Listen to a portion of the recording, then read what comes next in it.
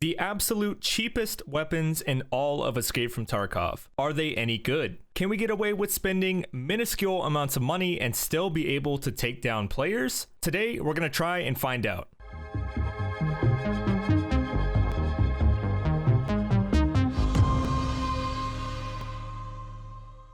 So where do we begin? Right at Prapor level 1 with the literal cheapest weapon in the game, the PM 9x18 pistol. At 6,581 rubles, you can't get a better deal on a weapon. We will pick up one extra mag for 1,025 rubles and then pick up 3 mags worth of 9x18 PM PBM for 2,904 rubles. The PBM ammo is the highest armor penetrating round the 9x18 has to offer, and it's from Prapor level 3. Even though it's the highest armor pen, it still only clocks in at 28 pen, which really is only effective up to class 3 armor. After class 3, you really won't be getting through anything with this bullet. This isn't the cheapest bullet, but it's pretty darn close, and I figured we might as well really try to make this thing work out. I really want to see if the cheapest gun in the game is worth anything at all. Altogether, we paid 10,510 rubles for this gun, mags, and ammo. Not bad at all. So how does the PM pistol hold up in real combat? Well, I went to customs with some class 3 armor and my trusty PM pistol by my side to see what I could do. I spawned near the old gas station and quickly started running around looking for action. Not long after I spawned in, I heard a big gunfight that took place at the old gas station itself. It sounded like a PMC had stumbled upon the scavs that spawned there, which is exactly what happened. I snuck up to the bridge and saw the PMC stand up from looting a scav. Fired a couple shots trying to hit his head and missed almost everything. This was my first game of the day, don't judge me. I tried to move in between cover and get closer to him so I could take some more shots. I ended up unexpectedly running into him just behind old gas, and in a blaze of glory, I took my shot and actually popped him right in the head. I checked to see if I had pinned his half-face shield, but I actually hit him in the jaw where he had no protection at all. The come up here was actually pretty great. He had a better armor, guns, and everything really. I put on his stuff, but in an effort to film this video, I decided to keep using the PM pistol. Not long after I finished looting, a shot flew past my head. I spent some time looking for the enemy and eventually found him laying down on the train tracks. After a lengthy battle of the potatoes, I ran out of ammo for my pistol and tried running away, only to get shot in the back and die. So, is the PM pistol any good? Well, it can kill, you just saw it, and I may have been the first ever to do it. But in all seriousness, this gun falls right about where I expected it to. It's not reliable or advantageous in any way, and truth be told, I got a lucky shot on the first guy, which can happen, but if I had hit anywhere besides the head, he probably would have killed me. This gun is best suited to try and quickly find a scav that you can take out and upgrade your kit with in raid. Start with the PM pistol because it's so cheap, and then just kill and take whatever the nearest scav has. It's actually a really effective method and can be a really enjoyable playstyle. So, is the PM good? Not really, but it works. So, it turns out there are a lot of pistols in this game, and all of them are pretty dang cheap.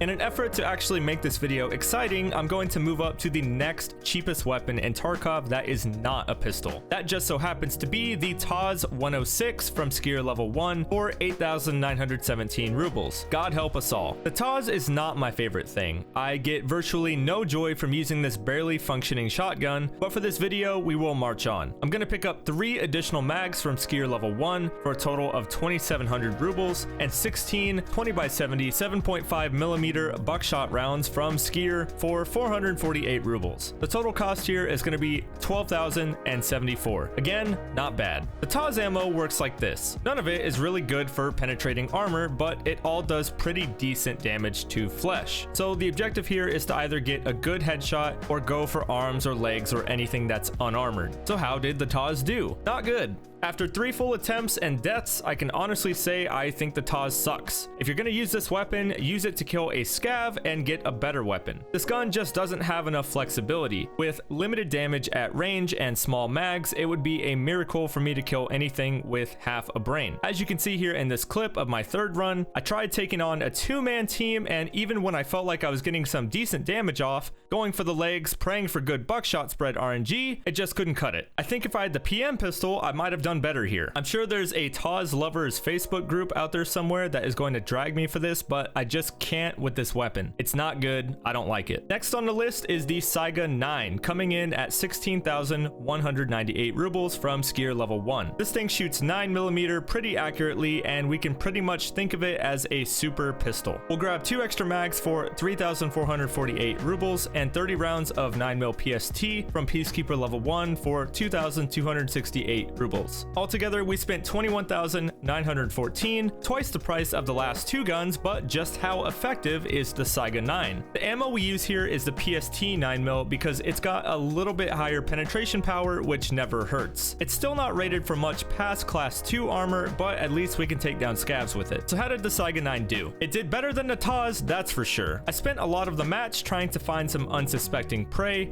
I finally stumbled upon 2 Jimmies in the new gas station, and I snuck up to try and take them out. Unfortunately, I missed and or hit helmets on them, and they were able to scurry off, and I never saw them again. That didn't stop me from looking though, and eventually I found a lone wolf near the extract. I got really close before he popped out and surprised me, but I was able to hip fire a shot right into his head. This guy was more kitted than I was, so I called that a win. However, after taking his stuff, I decided to stick with the Saiga 9 for the rest of the round. Of course, all roads eventually lead to the dorms, and while I was deathly afraid to take a Saiga 9 in there, I did it anyway. I had an extended firefight with the final player alive in the dorms, and unfortunately couldn't shoot fast enough to take him out. I did, however, hit a helmet here, I think, so we almost beat him. The Saiga 9 is low recoil, high ergo, and just handles nicely. The bullets I was using were obviously low tier, and I think if I invested in better bullets, I might have taken out a few more guys, but for what we spent, this gun is not bad. Like I said, I would add some bigger mags, better ammo, and maybe even a red dot to make this really usable, but the Saiga 9 is pretty cool. All right, we have 2 more weapons to go, and the next one is a doozy. The VPO 215 from Jaeger level 1 is what we like to call the squirrel gun. The gun is 18,585 rubles, 2 extra mags runs 2,520, and for the ammo, we'll use the EKO bullet. It has the highest pen you can buy at level 1, coming in at 30 pen,